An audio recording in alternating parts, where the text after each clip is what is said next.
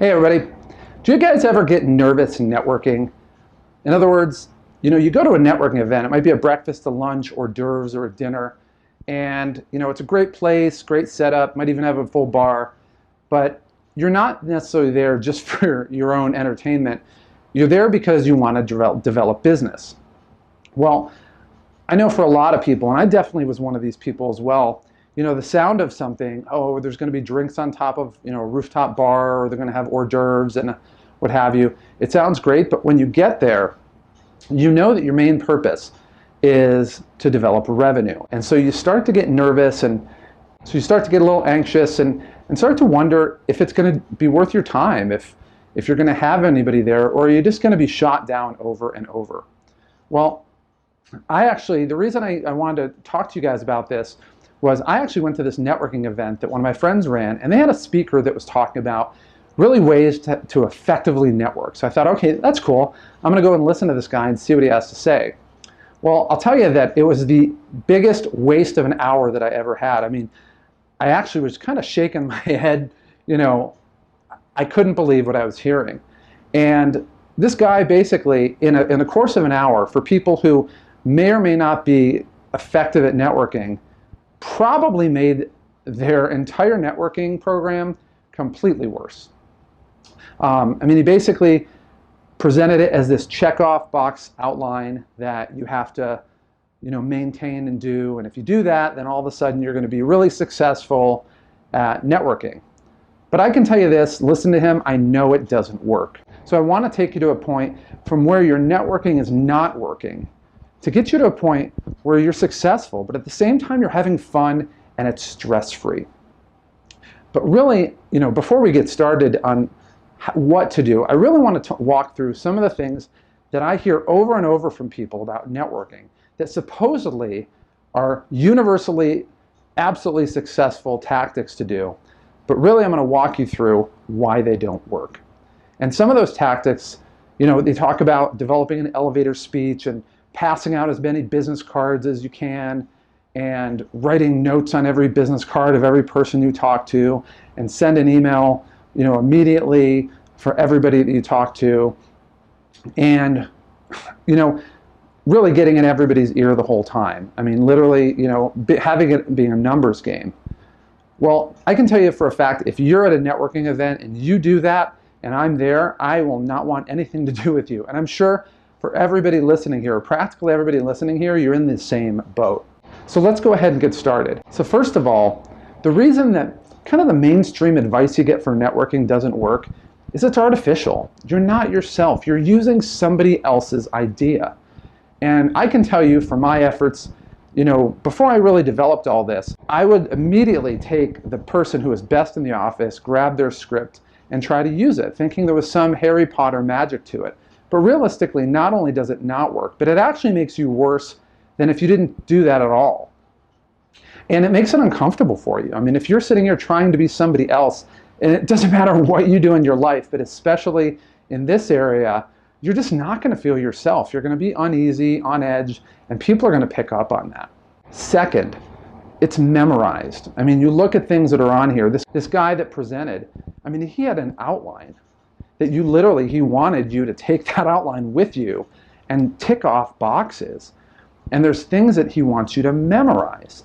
But if you're sitting here trying to basically make sure that you can spout out things as memorized as much as you can, you're not going to be yourself. Again, you're going to be on edge, and you're going to send out a vibe that people just are not going to want to be around you.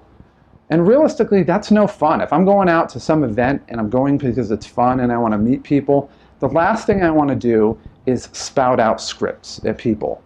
And, it's not going to work. It's something that somebody else does, and it may work for them, but it's not going to work for you. Now, the third reason is it's all about you. If you're going out networking and you're trying to develop business, and the main reason you're there is to drum up business or have some completely you yourself motive, everything that you do is going to be about you. And that will have a physical manifestation. People will actually notice that about you. And realistically, you know what it's like to talk to somebody who everything that they're doing and saying is about them. You want no part of it. And the reason I'm sharing this with you is I don't want you to be that person. I want really to get rid of that person forever. But when you're going out and it's about you, it's really, really tough. It puts a ton of pressure on you and it's no fun. But lastly, and this is probably the most powerful reason, is that everybody can see it coming. It's kind of like, people that are networking, they're not going there to buy. It's not like a farmer's market where people set up a stand and then all these people come in shopping around to buy. When you're going to a networking meeting, everybody there is there to sell. And so it's kind of like a forest full of hunters. The hunters go in the forest, but there's no prey. There's no game to shoot. And so they end up shooting at each other. And really, they don't want to go back, but they don't know any other way to do it. And they end up feeling trapped. Well, your people can see it coming. They see it all the time. And you don't have to be that same person. There truly is a better way. And I'm going to show that to you. So having these things that everybody's telling you about, they're artificial, they're memorized. It's really about you, and people can see you coming. It doesn't work. And these are things that resonate with you. But I'm sure you're asking at this point, okay, Matt, fine. You said it doesn't work. I get it. I've gone to networking because I feel like I have to, even though it hasn't really borne out the results I wanted. What do you have to share? Well, a lot, actually. I'm going to show you some things that are organically you. You can be yourself. You can have fun. They're stress-free. And even better yet, they're hugely successful. Now, the first one, it's not necessarily for anybody, but these do work if there's an opportunity for this to work with you. In the community, the biggest thing that people struggled with when they wanted to, talk to a woman was what we called approach anxiety.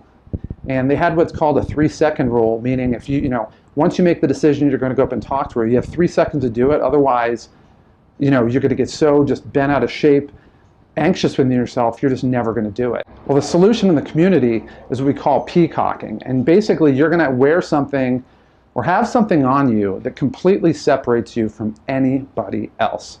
Well, it's the same thing in the sales world. In fact, this is one of the funnest things to do because it actually can make the initial part of when you're walking into a room of people that you don't know a lot of fun and a lot easier.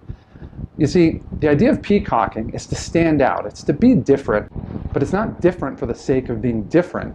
That you're going to wear some really outlandish clothes or do something that makes people just wonder if you're even sane. But it's the idea of having something that people can latch onto, that it can drive their curiosity, and it can make them actually walk up and start talking to you. I'll give you an easy example. There's a friend of mine that when he goes to different luncheons, places where you have an opportunity to sit down and there's a table in front of you, he brings a Pez dispenser. And, anybody who's ever seen the Seinfeld episodes knows the power of those. But when was the last time that you ever saw a Pez dispenser? Well, he puts it on there and immediately somebody is going to come up to him and ask him about that. It's invariable. It happens all the time. And yet it's something so simple to draw somebody in because it communicates that you're fun, it communicates that you don't take yourself seriously, and realistically, it is such a draw that has you come in because it gets rid of the second area that I'm going to talk to you about today, and that's what's called an objective-based mindset, or some people call it an outcome-based mindset. What that means is you're going to do something purely based on the outcome. If it turns out well, it's a success. If it doesn't turn out the way you wanted, it's a total failure, and you shouldn't have gone, and it affects you personally and how you think about yourself. In the community, it's obvious. If you're talking to a girl and she blows you out and completely embarrasses you in front of somebody else, or you ask for the number and some guy asks for the number and you don't get it, then you immediately feel bad about yourself. Well, in sales, it's the same thing. There's so many things that are built in to insulate you from that feeling of failure, because most people, especially in the sales world, have an objective-based mindset, meaning that it's all about whether the person inks that contract, whether they close the deal and become a customer, or whether they don't. And I can tell you, the longer that you spend with somebody and then they don't end up being a customer, for a lot of people it's really difficult, and it begins to really just absolutely destroy their morale. But you first need to really ask yourself, do I have an objective-based mindset? Am I going there and determining whether or not it was a success based on if I get any business or not? And if you have that, it's really going to be tough. So what you really need to do is, have different goals. You're not necessarily there to sell people or develop business, although that is a good long-term result of it. But going to a particular event, that's not what it's there for. You're there basically, you're not there to drum up business and to be this salesperson on the floor and viewing people basically as a tool, as a commodity to get your results. And in a sense, that's very manipulative. And I think all of us know it, but yet nobody's willing to stand up and tell you. But I'm going to tell you that right now. And that leads into the third area.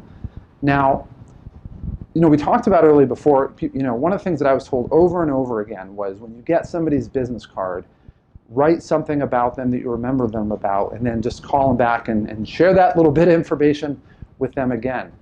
And while there's a little bit of merit to that, if you're doing that in a systematic way, you're not being yourself and you're really not being authentic.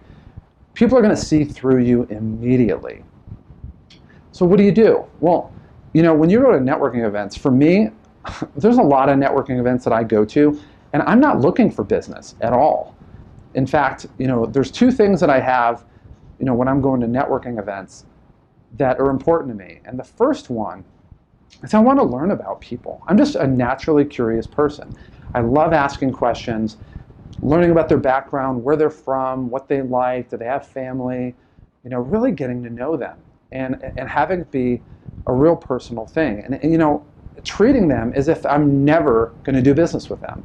And that's truly the perspective that I have. So realistically, if I'm sitting down and I have somebody's business card, I don't need to write anything on it because I've had this long conversation in depth that I've really got to enjoy learning about the person. It's really easy for me to sit down and say, hey, I remember talking about this, or it was really fun talking to you because of X, Y, or Z, or thanks for sharing X, Y, or Z with me. It was awesome. I don't necessarily have to be writing stuff down, and I'm not sitting here looking at this mechanized process. It's fun. And realistically, I've had some of my best friends come from these type of situations, where it's no longer about business anymore, but it's about doing things that are completely fun. Both of us are completely off each other's radar, and we develop just excellent networks. And there's just a tremendous amount of trust, love, and cooperation that you build through that. So when you're going to these networking events, it's really about listening. I mean, really listening, trying to have that insatiable curiosity and really having your whole focus about learning about this person and what they're about. And when you do that, realistically, all the tension and the anxiety and the worry about whether or not this is going to be a, quote, productive networking event is going to go out the window. The second thing that I really focus on when I go to networking events, again, is the exact opposite of one of the things that we talked about in, kind of the fallacy of mainstream networking advice. People are always just saying, you want to call and have a follow-up appointment with them. And realistically, everybody knows that that's just an absolute bold-face invitation to have a sales meeting. And people are going to resist that all the time. So when you send that email, or you make that phone call, or you send that text, and they don't follow up with you, that's the reason why. It's because they can see that. They can see that you're trying to put them in a sales funnel, and any trust you had at that point is completely shot down. They see you as manipulative, and they just don't trust you anymore. So what do you do? Well, one of the things that I'm always committed to when I'm going to networking events, obviously we talk about listening and ask them a ton of questions, but if it ever comes around, a topic comes around where I truly believe I can help them, one of the things that I'm going to do is I want to solve a problem for them. And I'm not going to tell you that I came up with the idea all by myself. There's one of my mentors that showed that to me, and it really made the most amount of sense. But not only just giving them a tip or some hint or some taste that might help them in the future, but to tangibly solve one of their problems. So when they leave that event, they literally have a problem solved. Their business is easier than it was before. It's more focused. Their strategy is more clear on what they're going to do moving forward, and they have an absolute clear benefit. And most people are going to say, well, Matt, I'm supposed to charge for that. I mean, if I give that to them for free, why would they possibly come back? Well, that's a good question. But this is the thing, is if you think that, okay, I can't help them, and I'm refusing to help them, but then when they come here and they sign a contract with me, then I'll help them. Just ask yourself, how does that sound to you? Is that the type of business that you want to run? Well, realistically, I'm going to give you a lesson that Baskin-Robbins pioneered, I don't even know how many decades ago. But it's something that whenever you go into an ice cream or a yogurt shop, you actually expect. But yet few other types of food service places will do this to you. Is when you go in there, you can ask for a sample, and you can actually taste the ice cream and determine whether or not you want to order more of it. And it's absolutely just an accepted norm now. And you can taste it and say no, or you can taste it and say yes, I want to get more of it. And sometimes you taste it and you're absolutely sold, and you know that's what you're going to get like every other time that you go there, and you become massively flavor loyal, so to speak. Well, when you solve somebody's problem for free, immediately they're going to think, if he's able to solve my problem and he didn't charge for it, I mean, basically, how awesome is the advice or the products he has that he actually will charge for? And what it does is it absolutely raises your value. It makes you that much of a more valuable person, and no longer are they questioning whether or not your product or service is worthy of being paid for. They know it's worthy of being paid for, and immediately you've separated yourself from everybody else. And that's the fifth area that we talk about, is what we call a display of higher value. In the community, every girl out there is getting pursued by guys, and they're usually inundated by guys of tremendously low value, and so they just try to get rid of them as soon as possible. But if you can demonstrate a really high value, then what's going to happen is you're automatically going to stand out from the crowd, and that girl is only going to consider you. And it's the exact same thing in sales. Whatever industry you're in, especially if you're a commodity, or your company or product or service is a commodity, it's really difficult if you follow what everybody else is doing to stand out from the crowd. I mean, think about that. If you're doing what everybody else is doing, then you're going to be perceived like everybody else. So in order to stand out from the crowd, you not only have to, it's not about saying what your value is. I have the best value, I'm available 24/7, all these different things. It's about proving it. It's about having that display that people don't wonder if you have the value, but they know you have the value. And when you do that, it builds your value tremendously. And when you see this, it's really important that it's what I call a mile marker. So you've actually, you can see it in their eyes, you've helped them, you've opened their eyes, you've unlocked this confusion that they've had, and they automatically can see the higher value. And it's at this point that you really want to amp it up. Now in the community, once you display the higher value, it's not about letting it stay there. You have to amp that up, and not only just leave it where it's at and have this higher value, but really make it known verbally to the person you're in front of or the group you're in front of that higher value is the case. And so in sales, it's the same thing. You really want to amp that up. And so the easiest way to do that is to what I call pointing out the violators. So every industry has bad guys. They have people that have a bad reputation, whether it's mechanics, lawyers, jewelers, and obviously salespeople.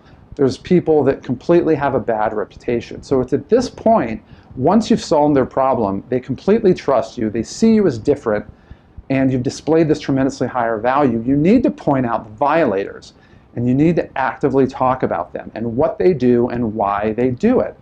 And what you're doing is you're taking the subconscious part of their brain and you're connecting it to the conscious part. And when you do that, it really ramps up in that person's mind that you are now a monopoly in your industry. So it could be, this is inside scoop. This is what typically people do, in my industry to try to get you to buy. This is how it's manipulative. This is why I'm different.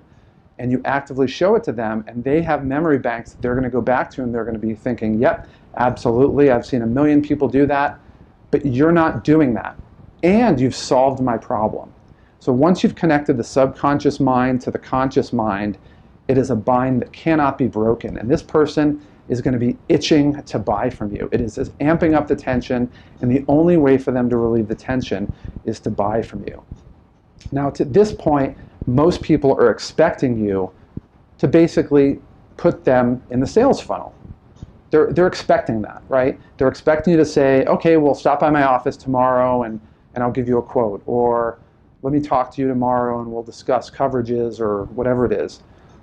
But when you do that, number one, you might be telling people that you're different from everybody else, but then you start doing things the same way as everybody else, and it completely destroys everything you've done. And it makes them lose trust for you. And if you ever wonder why these people don't call you after this tremendous experience, that is the reason why. So what you have to do is very counterintuitive, but it absolutely spikes the attraction, and it absolutely makes them really want to buy from you more than anything. And that's what we call the art of the walkaway. Everybody else is trying to take this, quote, hot lead and put them in their funnel, when this customer basically sees it coming and doesn't want to be a part of that. So what you do is you walk away. You've built this high value, you've built up this tremendous crescendo, and it's okay to give them your business card, but you're not asking them to call you. And you, by all means, will not call them back. Now, you're more than happy to email them and said it was great meeting you, but you never, ever connect the dot to the sale again. What's going to happen is they're going to call you, and they're going to basically want to set up the appointment. And we can touch this on another time, but it's not even there where you let them go in there. There's things that you're going to do that I teach in the community that will absolutely spike that tension and make them eager and more eager to buy, to a point where they pretty much are going to interrupt you in the middle of what you're saying is, let me sign the freaking contract. I want to buy from you right now. But some of the details on how to execute that are on the YouTube channel. But really, we go into great depth in the community portal, in that private community portal that we have, where it actually will show you how to get from that point to a point where your customer is literally begging you to buy. So we've covered really why the traditional networking advice that you get is not working. And I've shown you some really easy ways to be yourself, to have fun, to not be stressing over the results you have, and yet build tremendous value where people see you as a trusted friend. People see you as an expert in the field and immediately, completely view you as a monopoly in a field where everybody else is a commodity, where they're always trying to price drop and do anything else to get the deal at all costs. So we're going to talk about some additional things that you see when you're out networking, and really how to translate that into a higher value for yourself, and at the same time dispense with all the anxiety and the nervousness, and really show you what is happening at a networking event when most people really don't have a clue.